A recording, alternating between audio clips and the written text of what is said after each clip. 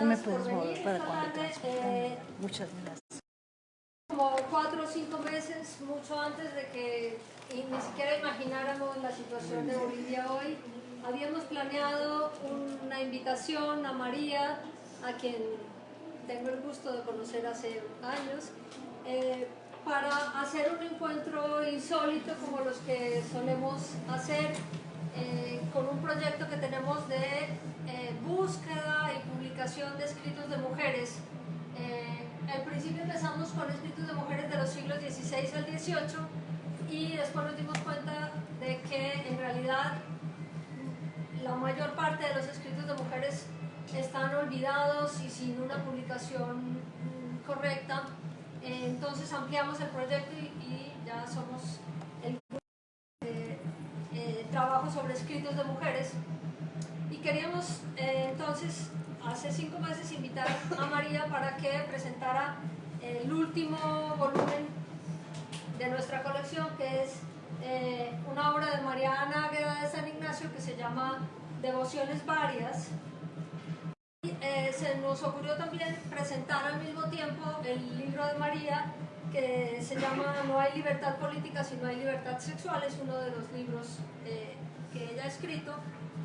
Como pensamos un diálogo inusual, insólito, que ya conversando más con María, creemos que esas conjunciones inesperadas, insólitas, son muy provechosas y suelen ser las subversivas, como diría María. Entonces vamos a dividir nuestra presentación en 2 momentos. Primero vamos a trabajar sobre un poquito, conversar sobre el primer libro y después sobre el segundo. Quiero decirles que tendremos otras 2 pláticas abiertas con María. Una mañana que iba a ser una sesión abierta para un público más amplio, que iba a ser en la Facultad de Filosofía y Letras, y que bueno, por el paro preguntamos a las chicas si lo querían hacer ahí, pero no había condiciones, y entonces lo vamos a hacer mañana a las 5 de la tarde en La Gozadera, en la Plaza de San Juan, número 15. Y el lunes María tiene otra conferencia en la universidad, hasta donde yo sé, en el CIAL, que habían dado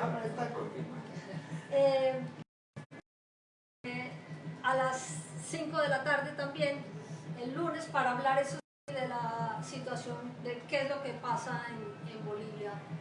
Entonces, bueno, ha sido muy difícil, de mucho más amplia extensión, la venida de María, por todo lo que está pasando en Bolivia y por el papel tan importante, honesto y crítico que tiene María en este momento frente a la situación en Bolivia, que creo que es muy importante. Y agradecemos muchísimo a María que en este momento no haya roto el compromiso. Yo pensé y le dije: María, yo entiendo que no puedes venir, entiendo que esto era en otro contexto. Ella dijo: no, mi compromiso es ir, y voy. Y entonces parece un poco raro que mantengamos la propuesta de presentar 2 libros. ¿Qué diría Mariana Águeda de San Ignacio, que no escribió en el siglo XVIII, que la traemos aquí? Pero lo que nos ha pasado al editar estos textos es que las autoras van cobrando, las autoras totalmente desconocidas, que no sabíamos ni quién era, una monja ahí enloquecidas, porque sí,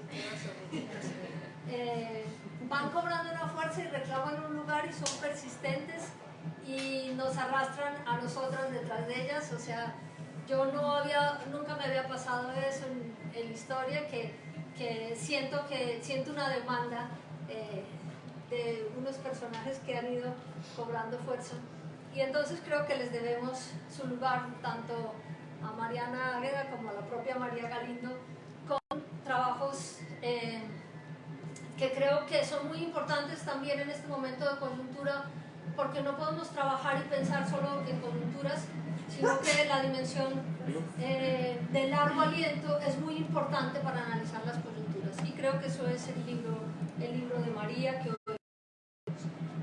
La primera parte, entonces, vamos a trabajar sobre Mariana Águeda de San Ignacio y es producto de una colección, de un proyecto de escritos de mujeres en los que trabajamos un grupo como entre 15 y 20 mujeres que sacamos esa colección hace más de 10 años y hemos ido creyendo en nuestro proyecto contra viento y marea y ya tenemos 5 volúmenes publicados y más de 80 volúmenes en fila y seguimos encontrando textos maravillosos.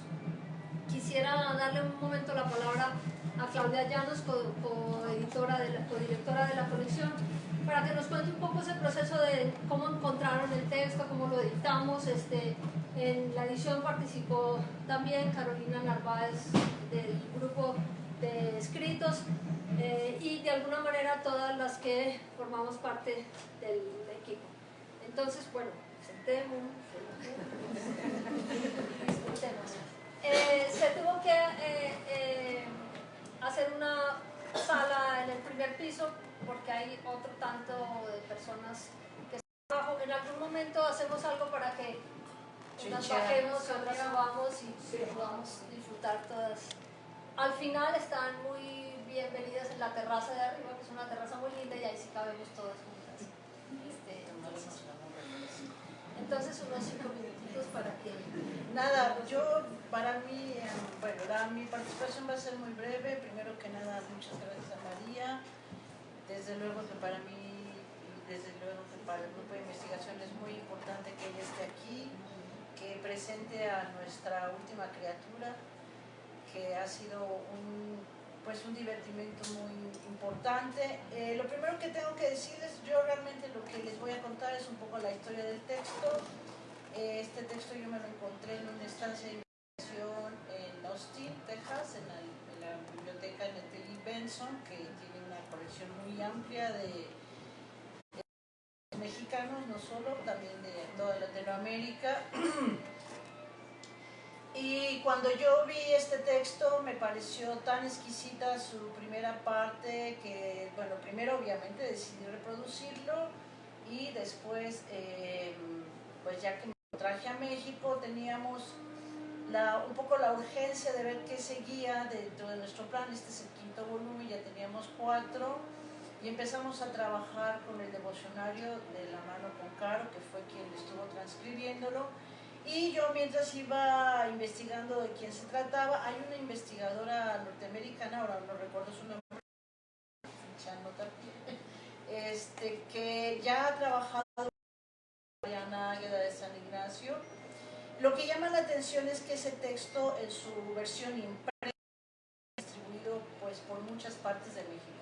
Ya después investigando más, hay de las devociones varias, hay algunos ejemplares en Puebla, Guanajuato, aquí mismo en el fondo reservado, etc.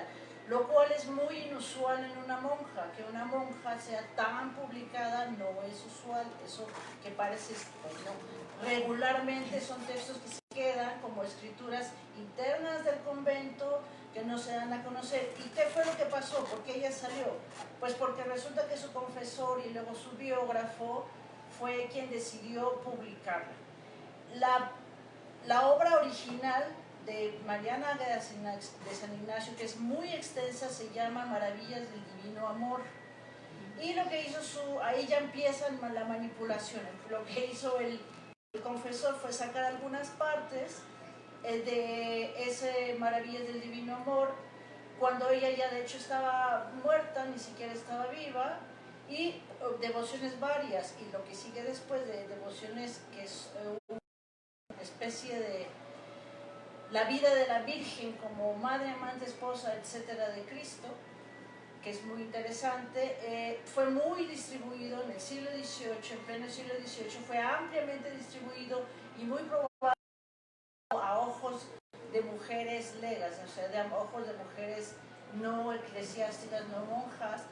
Y hablando un poco de por qué el interés de este caso de los jesuitas, que muy poco tiempo después fueron expulsados, porque en realidad si ustedes leen esta devoción que ella tiene a Cristo, que ya María hablará un poco más de eso, nos damos cuenta como eso de alguna manera fue trasladado a un discurso más normativo, dirigido a las mujeres, no monjas, o sea, populares, y haciendo una empatía entre lo que es el amor a Cristo y el amor al esposo, que Cristo no tiene nada.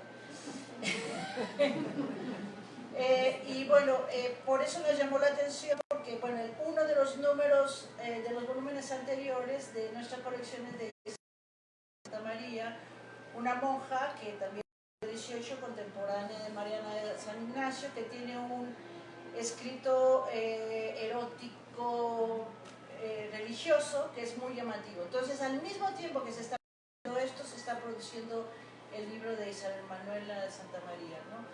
Y por eso nos parece importante, además como parte de nuestro propósito de la colección, a las escritoras, hacer de esto fuentes primarias para su estudio, para su localización, para crear nuestra verdadera genealogía desde sus propios textos.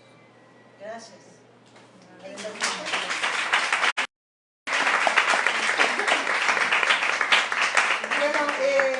Para mí no es nada fácil entrar en el análisis de un texto como el que me han propuesto las compañeras, y estoy muy agradecida con las dos por hacer esta invitación tan atrevida.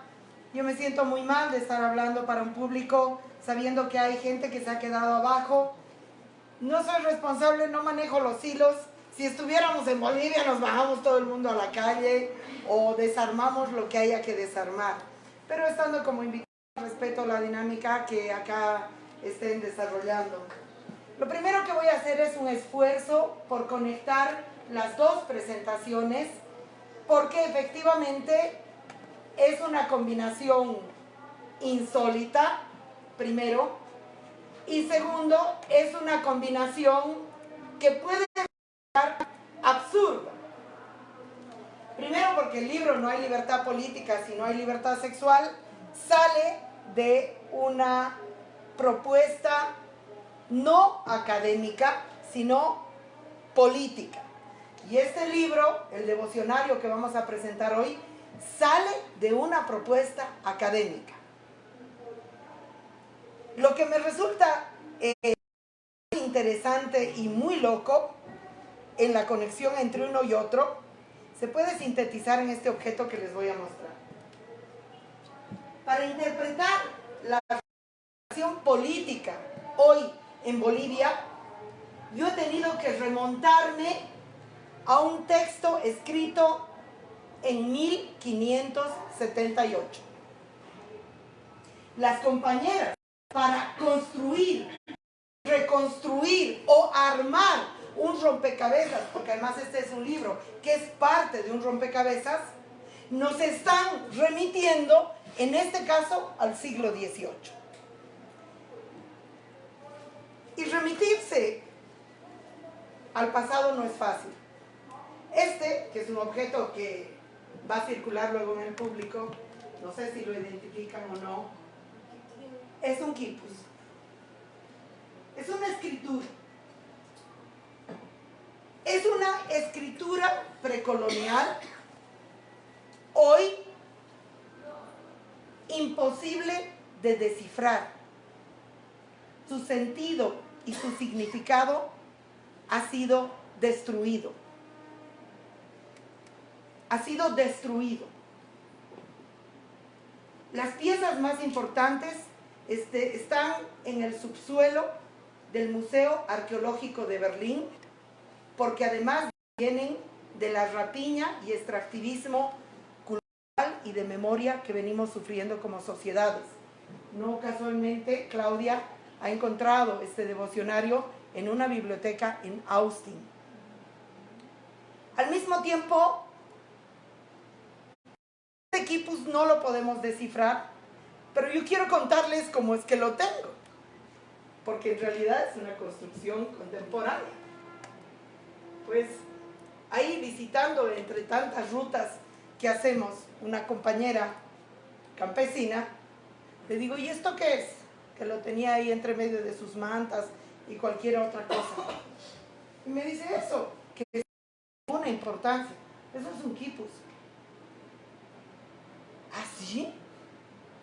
¿Y quién lo ha hecho? ¿Yo? ¿Así? ¿Y qué significa? Ah, no sé, así nomás lo he hecho. Entonces, esa es la conexión rara y extraña. Presentación de los dos libros. Este equipo puede circular entre ustedes, pero luego me lo devuelven. Luego, la conexión que yo tengo con las devociones varias es una conexión también existencial, porque yo salí el año 85 exiliada de mi país y soy atea, profunda atea, y resulta que primero me refugié en un convento de monjas en Bolivia para poder continuar mis actividades políticas. En esas veces yo era una pinche dirigente universitaria sin ninguna importancia, pero igual era perseguida porque venía el ajuste estructural del 85 que entró con mucha violencia. Entonces hubo un momento en que mi vida entró en riesgo y la abadesa del convento me dice, mira, por salvar tu vida andate, nosotros te sacamos mañana del país. Y le digo, bueno, supongo que vale la pena. Y me dice, pero hay una condición, tienes que salir del Vaticano.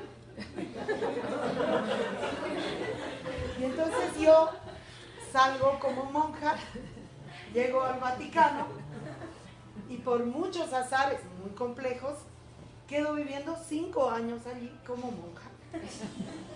Entonces tengo muchísima relación en el Vaticano, me inserto académicamente porque es lo que me permitía comer, vivir y justificar mi estancia ahí. Tengo mucho contacto con muchos documentos de todo tipo que tienen que ver con la historia de la iglesia. Entonces sí que hay un vínculo muy extraño entre un devocionario y esta monja falsa que soy yo. Pero yo soy muchas cosas falsamente. Yo soy una falsa artista, yo soy una falsa loca, yo soy una falsa mujer, yo soy una falsa señorita, pero también soy una falsa monja. Bueno, como un contexto muy importante para hablar de este devocionario y para darle el valor que tiene, porque no es cuestión de que se lo vea como una piecita menor que dos insólitas profesoras muy se les ocurre traer al siglo XXI, cuando se supone que las preguntas y el proceso de supuestamente emancipación de las mujeres de la vida religiosa ha sido muy fuerte, y hoy ser monja tiene sentido en la pobreza hindú para lograr un pan en la mesa y punto, o en la pobreza boliviana también. Las monjas salen a capturar chicas muy pobres que no tengan otro medio de subsistencia que no sea limpiar los pisos de las iglesias y lavar los calzoncillos de los curas. Sin embargo, cuando estamos hablando de este devocionario, se inserta en un momento donde los conventos resultan ser estructuras absolutamente estratégicas de un primer poder como era el poder de la iglesia. Entonces estamos hablando de un texto producido en una estructura de poder muy importante, como es un convento. Porque además los conventos y el acceso a los conventos suponía alianzas muy importantes entre la clase dominante y la iglesia, los conquistadores y la iglesia, alianzas económicas, alianzas ideológicas, alianzas incluso de apellido, de prestigio. Tener un santo en la familia era una cosa muy importante, tener una monja en la familia era una cosa muy importante, y entonces hay que entender lo que representan los conventos. Los conventos no representan un lugar periférico al quehacer más importante o más jerárquicamente pensado como importante en la sociedad. El segundo elemento que a mí me parece muy importante, y porque también tengo de alguna manera mucha experiencia en eso, es que una de las estructuras que garantizaban los conventos en este momento para las monjas, estamos hablando de una mujer que llegó a ser abadesa, es la celda, el cuarto propio de la Virginia Woolf, que escribe mucho más tarde. Es decir, el recinto propio, tuyo, de intimidad, donde puedes pensar, donde puedes estar a solas.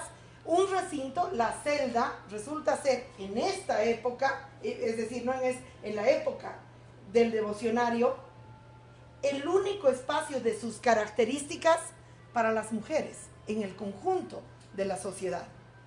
Es decir, cuando supuestamente viene toda la modernidad, escribe Virginia Woolf por el cuarto propio. O sea, salimos del convento no a un cuarto propio. Entonces, la celda me resulta muy importante en el imaginario de hacernos una idea de lo que puede ser esta monja escribiendo en su celda. Y por otro lado, creo que es muy importante porque también en esta comparativa absurda entre siglo XXI y nuestro pasado más remoto, la idea simplista de que vamos conquistando espacios, vamos logrando espacios, es un poco absurda. Y ahí este rompecabezas que nos proponen estas mujeres resulta ser muy interesante. Perdimos la celda y no tenemos una celda, un cuarto propio.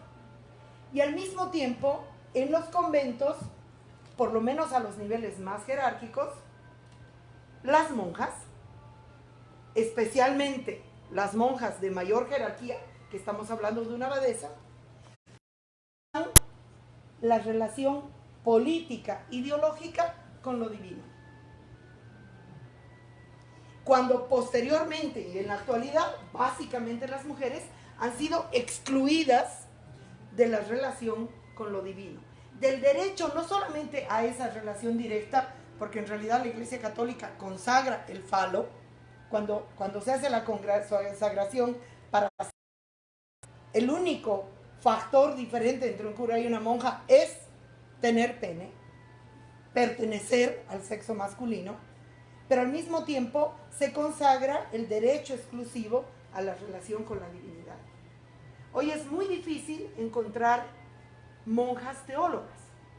En la época en la que yo estuve en el exilio y que fui a parar al Vaticano, que vivía en un convento un tiempo, luego ya huí, en fin, es una otra novela, pues yo quería ir a la universidad, porque decía, oye, para salir de aquí voy a decir que voy a la universidad, todo el mundo lo va a aceptar. Entonces, yo quería estudiar filosofía. La carrera de filosofía, estamos hablando de los 80s, era exclusivamente para sacerdotes. Existía una carrera de catecismo para monjas. Entonces tú podías estudiar monja, catecismo. Y si querías estudiar filosofía, simplemente tenías que ser cura. No había vía libre para eso. Bueno, ya le encontré yo vericuetos. Entonces, a mí me parece muy interesante que este devocionario, yo les estoy hablando de los 80s, y ese devocionario no entra dentro de lo que yo he visto. Y estamos hablando del siglo XVIII, donde efectivamente esta monja, pero no solamente ella, sino el conjunto de las autoras de esta antología que están produciendo las compañeras, se relacionan con la divinidad, con lo divino, desde el punto de vista de la producción de teoría teológica.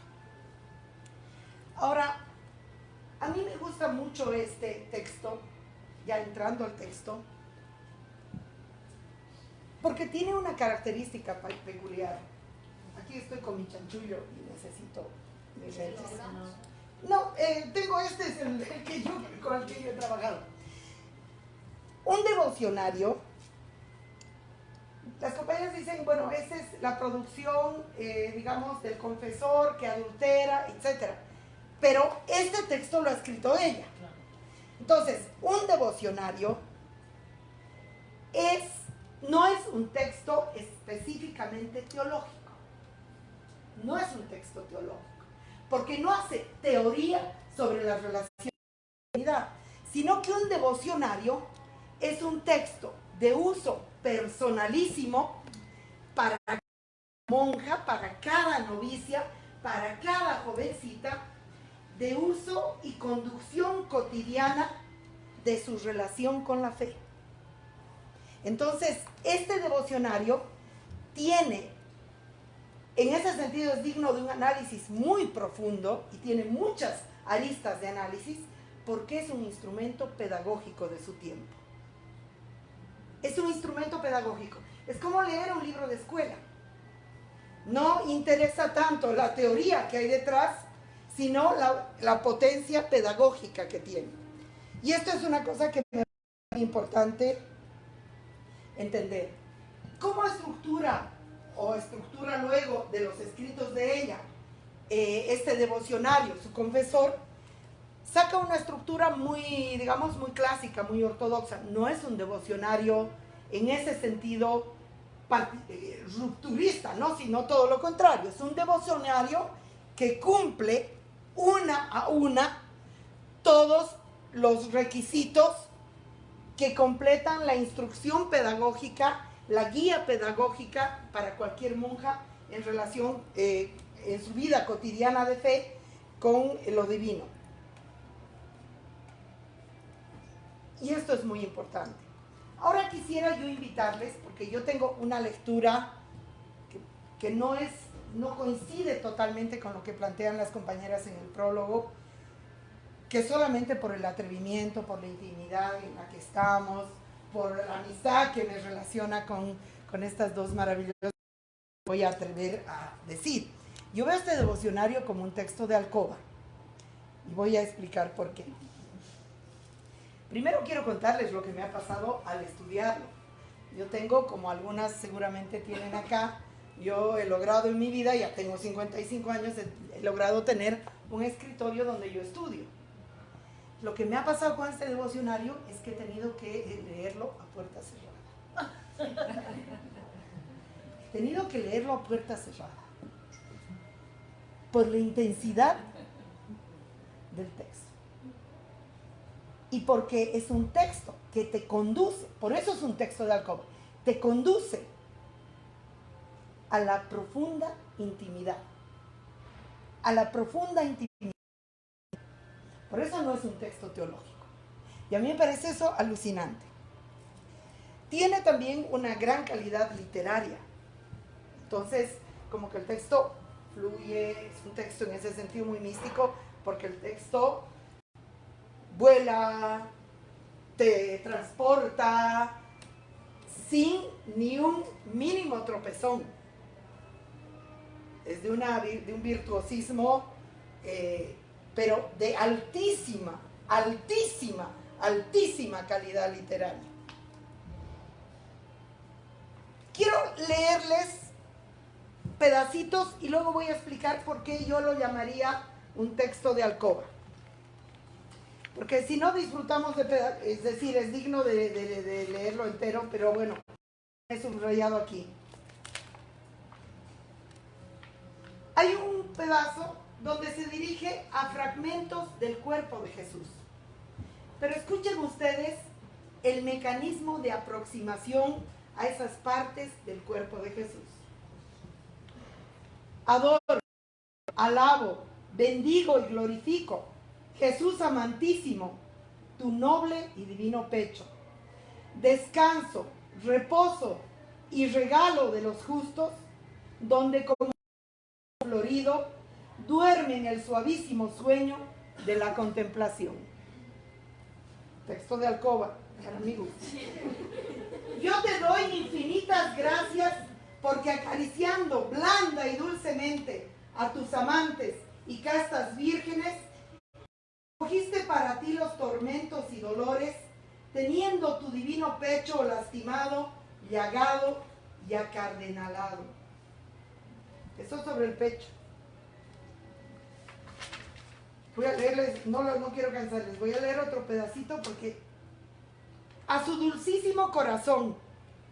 Adoro, alabo, bendigo y glorifico, oh Jesús, tu dulce amante y excelso corazón, arca de los tesoros divinos, retrete y centro de los amores, sagrada bodega de aromático vino que embriaga a tus amadores, jardín ameno de delicias.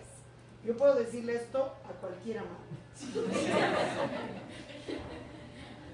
Recreo apacible de las almas, asilo seguro de los pecadores, inmenso piélago de ardentísimo fuego. Esto es un texto de Alcoba. Esto es un texto de Alcoba. A tus santísimas espaldas, adoro, alabo, bendigo y glorifico, dulcísimo Jesús mío, tus benditas espaldas llagadas, descarnadas y destrozadas por nuestro amor, el que te obligó a cargar en ellas y recibir el castigo que hacían nuestros pecados, cuya correspondencia, oh amor amabilísimo, ha sido en nosotros como de criaturas infieles e ingratas, pues hemos fabricado y prolongado nuestra iniquidad sobre tus divinas espaldas. Y tú, dueño y Señor amoroso, nos muestras por tus heridas y llagas las entrañas de tu inefable clemencia y piedad, para que nos acojamos a ella y nos libremos de la severidad de la divina justicia. Es un juego de tú a tú con el amado, muy corporal, muy íntimo, muy personal. Y es ahí donde te lleva. Tú, novicia de 17 años que estás tonteando, entras y nada más y nada menos que la Madre Superiora te da esta bomba erótica en las manos para que te la lleves a tu celda, que tiene una puerta, que no tiene una. Las celdas hasta el día de hoy son iguales y son bellas, pequeñas, y no tienen ni un solo adorno, probablemente una cruz como mucho. Y tú con este texto. Voy a leer un último pedacito porque es muy linda, digamos, y va fragmentando el cuerpo, o sea, se relaciona ustedes el planteamiento. No es que yo me relaciono contigo, sino tu pecho, tus pies, tus espaldas, tus llagas. Es una relación de amante, de amante. Las compañeras plantean de esposa fiel. Yo digo, este es un texto de Alcoba que podría perfectamente ser utilizado en una sesión sadomaso, de estas que se contratan en un centro de prostitución hiperprofesional. Este sería un texto perfecto para él o la sumisa. Pero estamos hablando de placer. Estamos hablando de placer. No estoy hablando de un chiste. Yo sé que tienen derecho de reírse, pero yo no lo estoy diciendo cómicamente. Voy a leer esta última parte que habla justamente de la primera ley que debe guardar la fiel esposa de Jesús, que es la de un puro y desinteresado amor. Este es el capítulo 1. Sea tu amor tan puro y desinteresado que solo ames a Dios, porque es digno del amor. No des lugar en tu corazón a criatura ni afecto alguno, y jamás dividas el corazón, porque este no es amor de esposa, ni quieras amar los dones y los regalos de tu amado, que será amor de mercancía. Ama pues como esposa fiel, y conseguirás los felicísimos desposorios, y gozarás unirte toda a él. No es un texto, es un texto donde yo debería haberlo leído contando el verbo gozar. Y está enunciado más veces que en cualquier libro de teoría feminista. A mí me van a disculpar. Vamos a continuar solo este pedacito. Cada uno es semejante a lo que ama. Y si de verdad amas a Dios, te dice San Agustín que serás Dios. O válgame el mismo Señor, que a tanto llegue una vil criatura por el amor puro y desinteresado, que tanto lo estime Dios, que así lo pague. Oh alma, atiende a tu obligación. Todos manda Dios que le amen sobre todo, mas a ti te manda que a Él solo. El título de esposa que te da lo dice, porque la esposa solamente es para el esposo. No tiene licencia para amar otra cosa con él. Y el retorno es dárselo, Dios a sí mismo.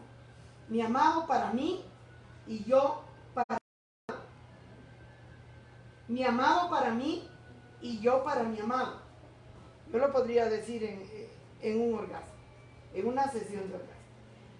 Mas si tú das parte de tu amor a otra cosa, ya no mereces ni el título de esposa, ni amado, porque no le agrada corazón dividido ni ocupado. Y así tampoco es para ti, porque se entrega a la que de criaturas y de sí misma. Mas ¿qué lengua dirá lo que pasa en la dichosa alma, que así a solas le goza? Esta es la frase que me parece clave de todo el debate. Porque te está planteando el gozo.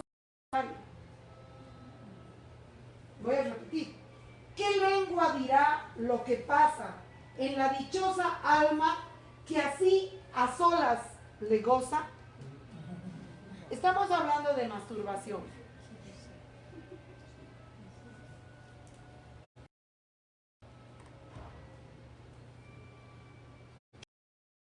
Y caricias. ¡Qué ternuras y amores! Díganlo todas las que así lo gozan. Bueno, yo de verdad que no tengo nada más que sumar a estas palabras. Y quiero decir lo siguiente. Entonces yo me ratifico en mi hipótesis que es un texto de alcoba, que es un texto que presenta una y otra vez una fantasía sexual, que además reivindica la intimidad para esa fantasía sexual como legítima. ¿Cuántas mujeres en eso, en las casas que habitan?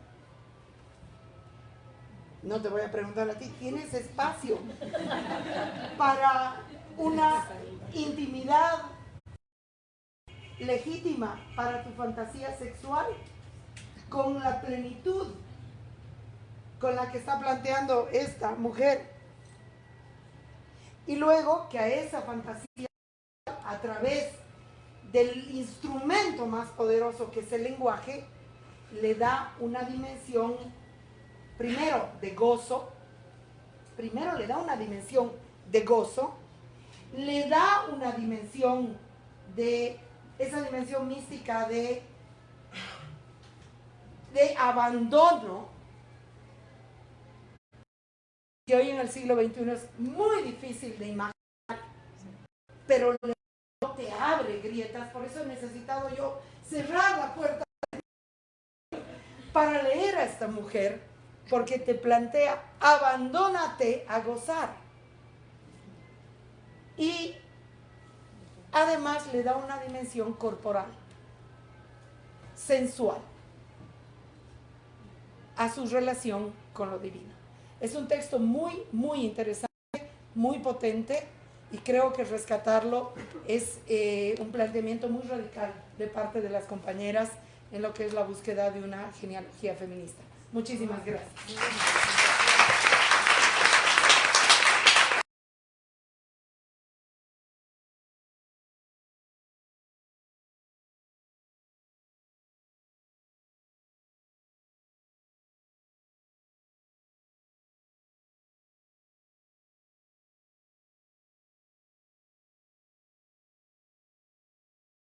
También abajo pueden subir las preguntas.